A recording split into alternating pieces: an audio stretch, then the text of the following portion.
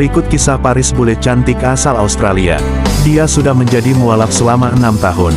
Saat ini Paris bersekolah jurusan hukum, bekerja untuk kepolisian. Perjalanan Paris jadi seorang mualaf bermula ketika dia lulus SMA. Menariknya, dia mendapat hidayah justru saat mengikuti pelayanan gereja. Paris bertugas untuk berkhotbah dan rencananya dia bakal dijadikan seorang pendeta. Namun takdir berkata lain, 1 tahun selesainya alih-alih menjadi seorang pendeta, bule cantik ini justru memutuskan menjadi seorang muslim. Bahkan dia rela meninggalkan beasiswa sekolah misionaris demi belajar agama Islam. Alasan Paris meninggalkan semua itu karena setelah mendalami teologi Kristen, dia justru menemui banyak pertanyaan yang tak terjawab, dan juga kontradiksi yang tak bisa dimengerti. Sampai akhirnya Paris mengenal Islam dari seorang teman muslimnya.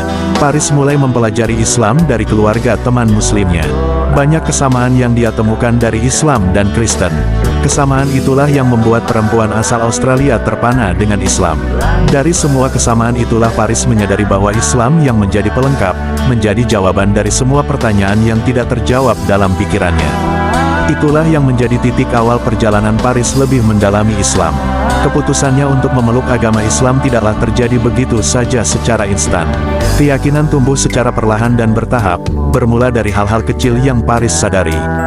Kemudian juga kebiasaan-kebiasaan dan perilaku yang diajarkan dalam Islam membuatnya semakin yakin inilah jalan hidup yang sebenar-benarnya.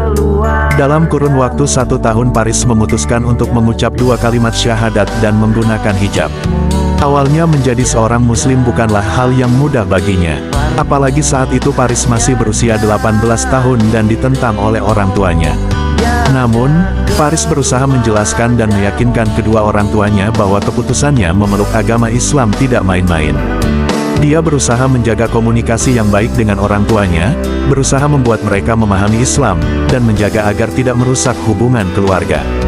Paris merasa dia tidak perlu mendebatkan urusan agama dengan keluarganya dan berusaha membuktikan meski keyakinan berbeda mereka masih bisa hidup berdampingan.